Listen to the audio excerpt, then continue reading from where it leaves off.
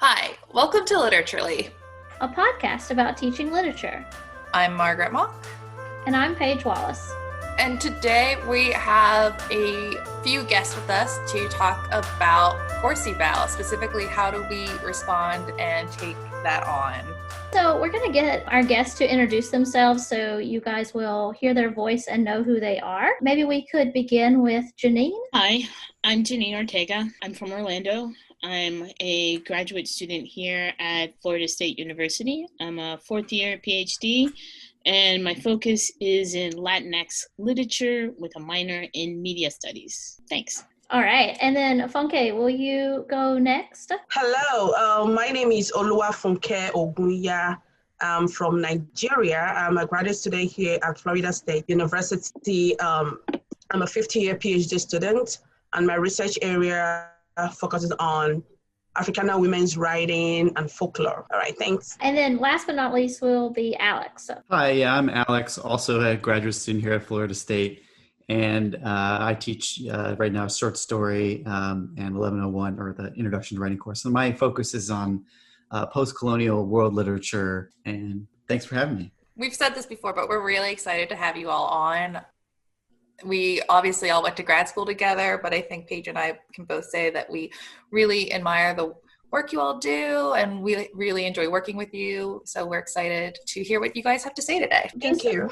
I totally second that. So we're going to start by asking the super difficult question of what your most memorable eval was. For better or for worse. Yeah. Margaret, do you want to take the plunge and share yours first? Sure. I have two fast ones that always stick with me. My favorite positive one that made me feel like, okay, I did my job was her hard-ass grading made me a better writer, which I was like, okay. The other one that just was kind of a shock was I had a student who wrote, I really liked the day we talked about serial killers, which was like, no, there was a school shooting that happened that day that we addressed. So a good reminder that things very easily get lost in translation sometimes in the classroom.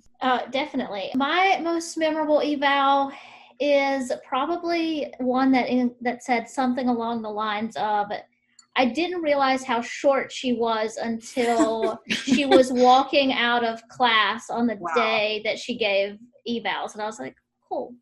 Right. Wow. Paige, were you aware of your height until that moment? No, I just started, I read it and I was like, wow, I am so short. Wow. Yeah, I got it now. Yeah. So what about you, Janine? Anything stand out for you? I have positives and negatives. I really have extremes on both sides. I had one evaluation that basically said, like, Miss Ortega should not be teaching a class that teaches critical thinking skills. Oh.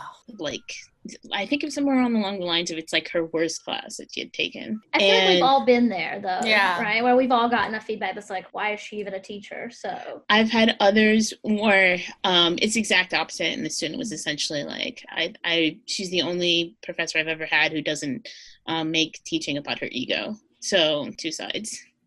Yeah. And definitely like a reminder, like I think sometimes students might make it personal, but even in the most objective class, like one activity will work really well for one style of learning and one won't. And no matter how great of a teacher we are, we can't ever reach everyone in the room. Right. And let me quickly say something to that. One thing I've learned over the years I've been teaching here at FSU and after FSU is if you have a problematic student in your class, for that semester, they will give you a very bad review. That's one thing I've learned. So, for example, I have a student that will be my first time teaching in Citron 125, actually. And that's, I think, spring of 2017. And they were like, I'm giving them too much to read than any other classes, any other ENC 2125 classes and this and that. Seriously, when I see, the bad reviews, based on my relationship with my student in class, I know where this is coming from. I don't know if it happens to you guys. Like, I know I can say in my head that, oh, this is this person who wrote this. Based on probably we've had issues, regards that subject that the student is trying to mention in the eval. So like, okay, I'll go, Well, I'm gonna work like I will work on it, but I'll feel like once you have a problem with a student, not really like a problem, but there's always no student. They're not all the same. There's always this case in class that we always want to give you troubles and all that, and so when you see the vow, you know that okay, this is coming from this person. Yeah. So yeah. It's not a surprise in that situation, right? Right. You kind of saw it coming, and some of it's stuff that you maybe can work on, but some of it's also a clashing of personalities. It is what it is. Like Margaret said, like they take it personally, and it's not personal or something like that. Yeah, definitely. Well, I mean, I've had the same extremes, I think, that we've all been talking about, which is I've had one of the most positive ones I had was something like, saying all kinds of good things about me and then saying, I seek to emulate him. In all my future, I was like, like channel my abilities or something, which is it's a form of flattery, I guess, imitation. But I've also had things just like, and I get this one, this is a more common one, and it happens in maybe specific kinds of classes too, where I didn't learn anything. Which I think is amazing. It's an amazing statement. Yeah. Like I didn't learn anything in his class, and and that one probably stings the most because it's like, oh, I don't care if you hated me. Yeah, you didn't learn anything, and like the class was so useless that you. Anyway, so that one, like I've had some more specific ones, things about sometimes personal, they're funny, like. I get things about my mustache all the time, but for whatever reason, I like his sense of humor or things like that. Or he thought he was funny, but he really wasn't. That's such like a specific dig. I do think you're funny, Alex, but it's like one of those things where it's like, hey, I just want to let you know you're wrong about yourself. Right. Yeah, I just get a variety of things. I always like the ones that are more specific, where the student targets a specific aspect of the course and they talk about, like when I first started doing the evals, when I was teaching at Montana State, I started off like everyone did as a bad teacher, and I slowly over time became a better teacher, or at least a competent teacher. And when I started off, I remember students unanimously complaining about the workshops and how I ran them. And I since have gotten much less complaints about workshops, and I've done a lot better with them. And that was something that the evals were able to target because it was consistent, and students were saying very specific things about how bad the workshops were. So that actually kind of leads to one of the big questions Paige and I had was like, how do you process your emails, both emotionally and statistically, in terms of like, on one hand, it does sometimes feel like students, I don't know if you guys have seen the John Mulaney bit where he talks about 13-year-olds are the scariest people in the world because they intuitively know what you are most self-conscious about. So they're like, that's a high-waisted man with feminine hips. That's what I'm sensitive about. Like sometimes they just know they can target those sensitive spots for us. But as Paige was saying earlier, like it's not personal, hopefully. But then on the other hand, that statistical side, if we are getting the same thing over and over again, or when there's certain trends, like have you guys developed any mechanisms or tips for just how you process that first flood of evals at the end of the semester? I mean, I usually go through them just one by one at first. I think mainly I'm looking at the numbers. Like that's the thing that sticks in my head. And I always hate that I do that, but it's always the thing. It's always the thing I have to tell them because they're sometimes the most meaningless. They're sometimes like, like mastery of the subject matter. They're very vague. And I always tell them, I always try to cut them off the path. Say the numbers are hard for me to process. You need to write something down so that I can understand what that is. And with the case with the workshops where it's like where consistently people are writing in about the same thing, then I know something is a problem. The numbers almost never, and I try to get those out of my head. I try to go, okay, let's look at what people are actually writing and stop worrying so much about the numbers. But the numbers are so important because obviously it's how you like rank yourself. You're like, am I doing better or worse? Or, what's the department average, and that all stuff is a little bit deceptive, I think, that you really need to start getting into the text of it. So that's just my opinion. That's the first hurdle. Yeah, Funke, what were you going to say?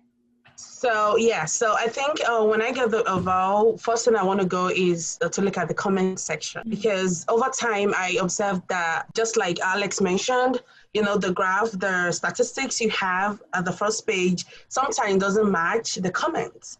sometimes they give you an A that, they rate you with an A, and what they say later on counters, do you understand what I mean? So first, I just want to go to the comment section, and look at what they have to say, even though I already, prepare my mind, like, okay, whatever it is, I'm ready to, to take it. The first time, like I said, I thought I was really worried. I was like, oh my God, I'm a very bad person. I didn't do well. But over time, I spoke to a few friends and they told me, like, you know what? See, I look at these things, but sometimes I don't let it get into me. All I do is take whatever I can take from it and, become a better person. Actually, I took what I have to take from, from the comments, and then the other ones, I just push it to the side. And, for the good ones, I remember in the fall of 2018, I got a thank you, a professor letter. So yeah, from CARE, the students asked CARE to, write this letter, and they were like, okay, so I'm not a useless person. I'm a good teacher. Yeah, because I felt, not as if I don't get good ones. I get good ones almost all the time. I get the positive feedback. But, sometimes when you have probably out of 19 cases and, this person says something that comes out, like, okay, I just put it to the side. You're not the only one, and probably because I have a personal issue with you. So I always go for the positive one. And sometimes when I look at, the statistics of each student with the comments, sometimes it doesn't match. So I'm just like, okay, I'm good. I feel bad initially when I first started, but once I started getting the good one, thank you, professor emails from students after class, after taking my class, and some of them want to come back to take my class. Sometimes some of them ask me what class I'm teaching next semester. And I see them register, enroll for my class. So I know, okay, I'm not a bad person, I don't really depend on their eval. And I remember that same class that one student said, I'm a very bad professor. She didn't let anything. I made them read. I made them read too much than any other class. That same class produces a student who, because of me, because of the class I taught her that semester, decided to take a major in English department. And after that, this lady, she's in the grad school now. Because of me.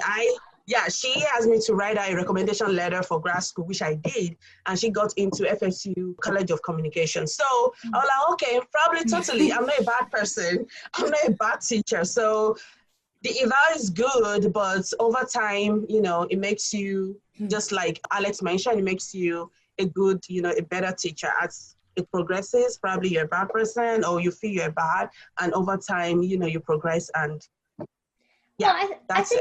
I think you and Alex were both sort of touching on how the way we process evals changes over time. Like, especially like when you first start getting evals and it's just that sort of formal evaluation of your performance, and you've just started teaching and you're still figuring things out. Those can be really sort of demoralizing at that stage. Right. But the other thing that I really like that you bring up, Funke, is sort of the different forms of evaluation that we can get that aren't just that eval that comes out at, post the end of the semester, but hearing what students have to say, being asked to write recommendation letters, right? And so those more personal examples of evaluation, like direct and indirect, I think sort of counteract some of those moments of, less helpful evaluation. And I don't think we're saying that critical evaluation isn't helpful, right? We don't want, because at the same time, overly just like, oh, she's great, this was such a fun class, right? That's not super helpful either. In terms of like, what worked for you, what didn't work for you, right? Yeah, there's a difference between a negative eval and a bad eval. That those negative evals, like, they might not have liked the class, they might not have liked the teaching style, they may have that constructive criticism, versus the bad eval with just, you guys referenced it before, things that are just more vague or that focus on you as a person, or things that you can't really change, or just seem to be personal preference rather than actual teaching methods and approaches that can benefit. And a lot of that comes from a really deceptive kind of, just a little like aside, the eval it's something that comes out of the 1960s in the university, student groups pushing back against the administration, saying, no, we need to have some kind of input, so that, or some kind of way to talk back to the professor in an anonymous way, or to say something, to provide critique to the professor in an anonymous way. And so that came out of that kind of period of thinking. But what's later happened, I feel, and the deceptive part of the eval, I think Funke and I were kind of hitting on it, is that there's also like this ranking. There's also like this administrative kind of punch in these, and sometimes you get like somebody who ranks you really low and the overall rating is really high, and that doesn't make any sense. Right. And so it's sort of like the ranking thing is deceptive because it feels more for the administration. It feels more not for us. And the part that's for us, I always have to tell students, and it's become harder with COVID-19 because now all the evals kind of just pop up at the end at random times, and I can't sort of head it off at the pass and say, listen, you gotta sit down and write. You gotta sit down. I know I've been telling you to write the whole year, and you hate it. But you gotta sit down and write for me some anonymous feedback, and that's the most important. And I always tell them, I say, the ranking thing, wonderful. You obviously do that and pay attention to it. But the part that's so important to me is the writing in. If you write something in and take your time and get everyone in the class to kind of do it and think that it's like, what you're supposed to be doing during this 5 to 10 minutes, then they'll actually do that. They'll actually put down a few sentences and they'll actually give you something to go with. And I've done it too, where I've done it in class. Like, maybe the week before the eval, I've done like, okay, just, I don't care. I'm not gonna judge you. Just tell me what, or give you a bad grade. Just tell me what you think. Just tell me what you think right now and what parts of the class worked for you and what didn't. And I've done that too. And that's sometimes effective, but it's also nice to have the anonymous, write-in that really, I think that some of them can say things that maybe that they wouldn't. And that part, I think maybe the administration doesn't like as much. And I do, because it's because it's not measurable. It's not instrumentalized. It's just a way for me to understand how to teach better. Whereas the ranking thing, I frankly don't like that, because then we all go around going, well, I got a 4. Did you get a 4.5? Or, and that sort of is a little bit deceptive, because there's not really that's not really a good way to evaluate someone. Yeah, I think that's a great point, that like those numbers are, really, I don't know, kind of like customer service evals, right? And they don't seem to be as productive as the backside, where they can comment and actually give us some examples. Microsoft Word is telling you that you have made a grammatical error, but not explaining to you what it is or how to fix it, where like the numbers either are like good, bad, but why? that's what's missing, it seems. Yeah.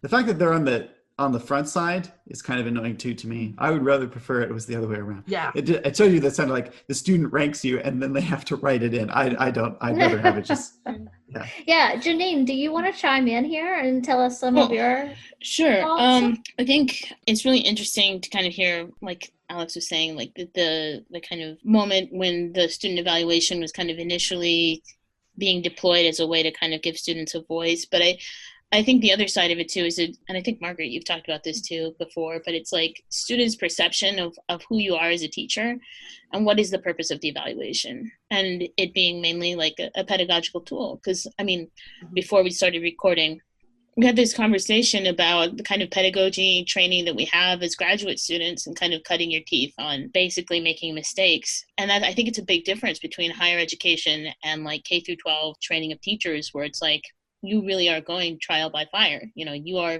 getting a master's degree or you're getting a doctorate, and you are also teaching. So this evaluation is a means by which to say, like Alex is saying, what projects, assignments, fostering of classroom culture worked, was helpful, or was not. And I think, Funke, you were touching on this too, where, and Alex, you too, where you walk into the room and it's kind of like, the students want to be able to relate to you, want to be able to have something that they're able to latch onto. And it's like, oh, he has a mustache. Or in the case of Funke, here is an African-American woman, and she can inspire other folks to do so. And, when I come into a classroom, I can't hide what it is that I need to tell my students. And sometimes I might say, hi, I'm a neurodiverse teacher. I need to tell you guys that sometimes I'm an acquired taste, but I do know that some students have, taken me again because they know that they can come to me and ask me a question that might be considered, why are you asking this? This is a university. Right. You should know the answer. Which you bring up a good point, Janine, that by nature, it's not just of we're teaching at a college level, we're teaching at the college level in a field that students already associate with, like, that you're supposed to teach me how to feel, you're supposed to teach me what it means to like be a human, you're supposed to teach me how to love, like these things where it's like, that's not actually what an English professor, literature professor, writing professor is supposed to do. And so there are sometimes expectations that there's supposed to be much more like emotional involvement, or sometimes that I think sometimes, at least for me, I see reflected in the feedback of talking about like me fulfilling their emotional needs rather than their focusing on their intellectual needs, where I think sometimes it's easy for literature teachers, writing teachers to get kind of positioned as the parent of home, away from home. And if I may, I think that just carries over from kind of the expectation of kind of like what is the transition from high school to university. Yeah. And it might be the case where it's like, oh, the literature class, this isn't the class where I really have to, it's not organic chemistry, it's not algebra. They want their instructor to be legible. It's like, oh, and if they see someone who's younger, or if they see someone who's, technically also dealing with this label of being a graduate student, it's kind of like, how serious do I have to take this class? Mm-hmm. Right. How much do I have to make myself uncomfortable? And we haven't really touched on that, the fact that most of us are coming at evals as graduate students. And so that idea of being taken less seriously because of age, gender, position in the institution, race, right? All of these things factor into what that end product looks like when your students evaluate you. Do you guys see, it was a few years ago, the Eggplant published an article that was making fun of the English department grad students teachers, where it was like, be nice to your graduate student teacher because they came here to study Hemingway and instead they've learned that they'll be poor the rest of their lives. Where it was like, oh my God, that's what I'm sensitive about. But there are those like preconceived notions about what's supposed to happen in our classrooms and what roles we're supposed to play before we even enter the room or tell them what our course objectives are. Mm-hmm. And that's the biggest pressure, I think. You have to make yourself legible. Like however it is that you are going to start your class, you have to make yourself kind of as binary as possible so they can be like, okay, this is the type of teacher this person is. This is the expectation. This is how I get an A. Because it's kind of like, this is the experience they're looking for. Not all of them, but obviously it's kind of a pressure that I think we were talking about this before, where it's kind of customer service-y in terms of, where's the money? So I have, I think one of the graduate students who graduated from our department from, one of the African countries. And at one point when this guy was teaching, some of the students had to bring in their friends to class, come and look at how the professor talks. And that's also reflected in, their evaluation of that semester. So I was like, okay, so that really gave me like a heads up. The first day of my classes, I tell them, hey, you know what? I'm African. I'm from Nigeria. I have accent, okay? And we are colonized by the British, so I cannot talk like Americans. So this is the way I talk. So there are some things that I pronounce that might sound different in your ears. That is the way the British taught us to pronounce it. So if you think you want me to, to repeat myself over and over again, I'm willing to do so. So I always, not because I'm afraid, but because I know that these kids, whatever impression they have about you from the beginning of the semester will determine whether if you're the best professor, if you're good, if you're bad, it will also reflect, if they don't like you, it will reflect, in the evals. Some of them might go to rate my professor online and say all sorts of things there. So they do so. So I make that clear because I was surprised when Paige said somebody wrote an eval that I don't know you are this short, and all that. So I always let them see, hey, this is who I am. So see me now, so that, this is the way you see me is different from what I have to, what I have to give you. So they are two different things. So I don't see a reason why the way I am physically, I don't know how that should reflect what I have to give you. But for some kids, it's the same because they already have that in their mind. And all they see is this person from Nigeria, what does she have to give me? What does she have to say? So it goes a long way. And I have similar experience in my summer class. I have this guy, I taught the short story class in the summer B. This guy is from the English department. And the first reading I made them read, this guy said, oh, I did not get anything from the reading. But I'm so glad because other kids in the classroom were like, see, that is the reason why we are taking this class, because you have to see beyond just the surface, meaning of surface level. We have to look deep. And that is why we're taking this class. I'm glad that somebody was able to do so. Believe me, that thing that guy said in that class reflected in the eval. She was like, oh, all the text, all the short stories, I don't know why we have to buy the book, blah, blah, blah, because we can get them online, and even the readings, they are bad, they are this and that. So yeah, so I was like, okay. And so some of that is like speaking to the ways that we're evaluated for things that are completely out of our control. Mm-hmm. Even the textbook, right? Mm-hmm. So sometimes we have no control over the textbook. And so you have to buy it because someone told me that you have to buy it. Like I have to use it, so you have to use it. And so that can be a really annoying thing. And that's on a small level in comparison to the points you were making about having to make space for your identity at the beginning so that it doesn't reflect poorly in the evals. Yeah. And this also just kind of brings us back to some of those points that Alex was making earlier about the institution and how the institution uses these evals as a marker, and they're based on things that are oftentimes unfair. And yeah, so Janine, I think that you were going to add something too. I just wanted to say, Fluke, thanks so much for sharing that experience and those reactions that you have, because I just think the classroom is such an interesting, because it's so reflective in terms of the kind of energies you're giving and the kind of energies you get back. And I think in my experience, I'm a Latinx person. I come from Latin culture. So it's very much so that I might see my evals passionate a lot. It pops up.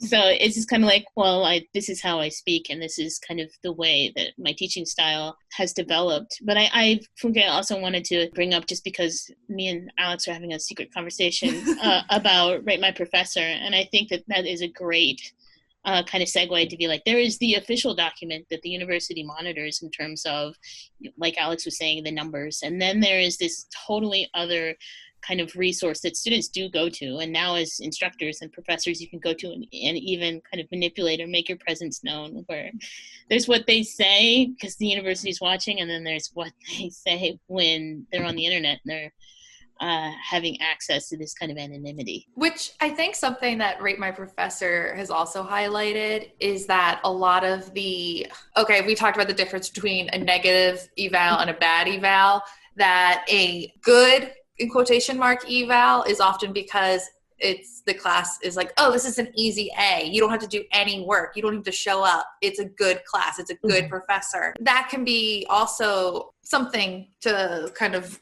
figure out the balance of what are we getting evaluated on. Right. So like there's things like what's out of our control, like the textbook, assignments like that you have to do, who you are as a person, but then also how much work people want to do. Or like with Rate My Professor that had the chili pepper for years. Like, they only just got rid of that recently. And the funniest thing is most kids who really enjoyed your class will not go on Rate My Professor. It's only the bad ones that go there. That was actually something. So I used to work in administration at another university, and that was something they discussed, was that for tenure and promotion, they really didn't take the student evals into deep consideration because only 30% of the students were completing them. And so they said you had, it was only reflective of the extreme: students who hated the class and the professor, and students who loved the class and professor. And the other 70% who were ambivalent weren't sharing their experiences, so they felt it was unfair to evaluate the professors from the administrator side using it. Right. Which I now tell my students that I'm like, if you actually want your voice heard, you have to use your voice. Yeah, the thing about Rate My Professor too is it is that side of it that they're trying to like suss out who's who's going to be easy or who's going to be right. Like so, there's that sort of that side of it, which is like Rate My Professor is almost like in a different category. We're trying to like that's the problem. I want to head off at the pass with the students to be like, it's not Rate My Professor because Rate My Professor is doing something totally different, and I don't really agree with it. It's doing something that's trying to get you to, you know, it's like it's a saleable thing. It's like, you know, is this the professor that you want? And I think that that's sort of toxic. And even in the evals and the administration, you know, I also think too that there's another problem of they want to reduce you. I mean, I mean, it sound like you know, like 1984, but they want to reduce you to a number basically. And they want to find a way to reduce you to a number, and that's not as important. And I feel like in both ways, there's that kind of we're trapped between sort of two spaces. We're basically in each case we're being reduced to a number by the students and a number by the administration. And I don't like either of those really. I wish the administration would take more time to kind of figure out the kind of people that rather than using that number, right, take the time to figure out the kind of people that are teaching and how the students are responding, like on a more, you know, kind of critical or qualitative level rather than quantitative. And I think that that's just hard because the administration wants a fast, you know, give me a number right now, and then I can compare, you know, Professor 4.5 and Professor 4.6 kind of. Right. And it's sort of, and I don't know, I feel like that's sort of, and it also promotes a bad mentality of, you know, then people, and this gets into the moral thing, which was on the agenda, then people going, oh, I'm going to be really easy on the students, or I'm going to give them lots of candy, which I know some people do that, whatever, right? Like, so then it's like you're buying them out a little bit. And I think that's, I sort of discourage that. Or at least I try to discourage. I try to say, you know, listen, just rate me on what you felt the whole class was. Not anything that happened today, not because, you know, somebody brought you donuts, but rate the whole class as you feel for future students, for my future, for me teaching in the future. So I feel that that's the strongest part of the eval. But then there's this weak side, and that's the mentality of the rating and the Rate My Professor and all that, which is like you guys said too. It also evaluates on things that you can't even help. Ways you may talk, you know, ways that you have of being in the world that students are just like, well, I can just throw a number on that, you know, and that's really terrible. But yeah, that mentality is sort of one of the big hurdles of the eval, is to try to get students somehow. I know it's even harder with COVID-19, with, you know, trying to explain to them what this is for and what this is not for. I don't know. That's my opinion, anyways. Yeah, and I think that is makes me think a lot about one of our last questions for this part, was that, you know, what kind of advice have you been given, like in the past, about how to process evals, use them, and make them more productive? And then what kind of advice could you offer? And I think, Alex, that you're offering some really sort of pertinent advice about how evals are broken down into quantitative numbers, data that isn't always reflective of who we are as teachers, and arguably is never reflective of who we are as teachers. And then some qualitative stuff that we would like more of. I just know because I've gotten, at least in the past, I've gotten low numbers, especially early on. And I just want to say to anyone out there who's just like starting to teach, don't worry about it. It's getting like a low number, like, you know, it's just, it's sort of silly. Like it's, I mean, obviously, you know, if it's really low, I mean, it's a sign of something, but if it's lower than you expected, like, just try to just look at the actual feedback that you're being giving, rather than worrying about the numbers so much, or whether you're up with the department average. Because that I felt like just came with time. Like slowly, you see, as you get better, your evals will slowly rise, or maybe one year they go down a little bit. But it's not really something to worry about. I feel like people worry about it too much. So no, Alex, that's a really good point. I remember being told early on, like, your first 5 years of teaching, you're not a great teacher. Like, you get that experience and you become a great teacher, but no one starts out great. And our students don't know where we are in our teaching journey. So that's sometimes early on was some of my feedback was you can tell she's nervous, which was like, because I am, I'm very nervous.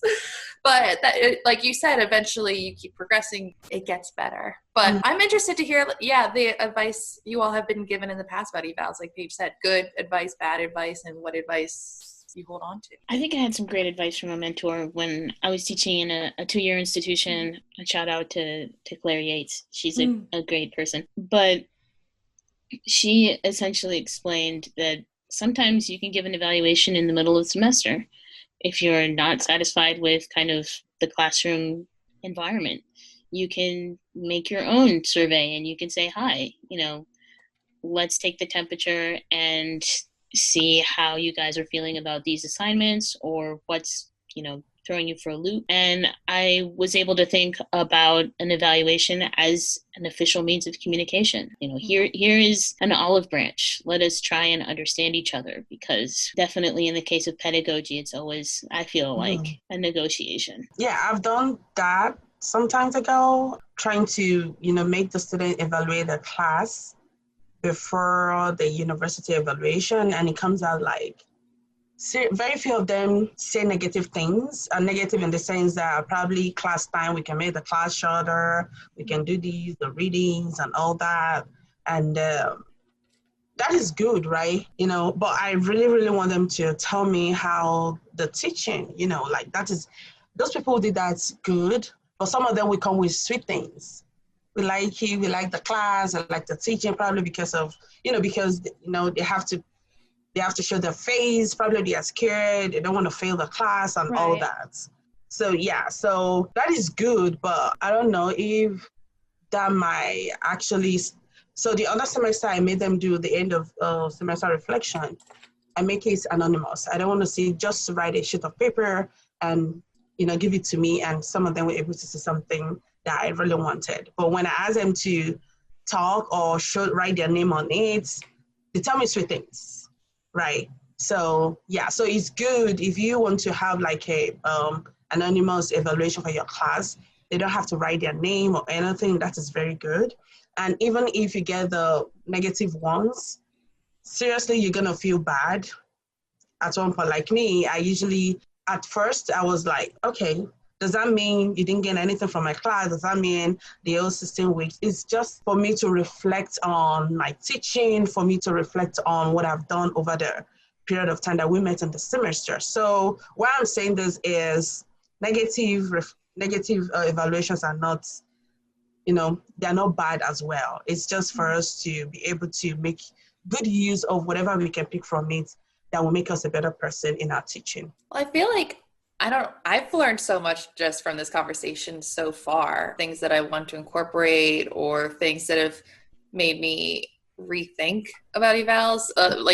Alex, I keep going back to how they emerged. So thank you for sharing that. But I'm excited to continue this conversation in our next episode where we talk about how we use evals to plan for the future. We've been talking about it somewhat already, but I'm excited to hear what you guys have when we dive deep. Then I guess that we will hear from Alex, Funke, and Janine in our next episode. And until then, we'll sort of sign off here. Yeah, no dream courses for today. We're saving them and going to make them extra good. Okay, perfect.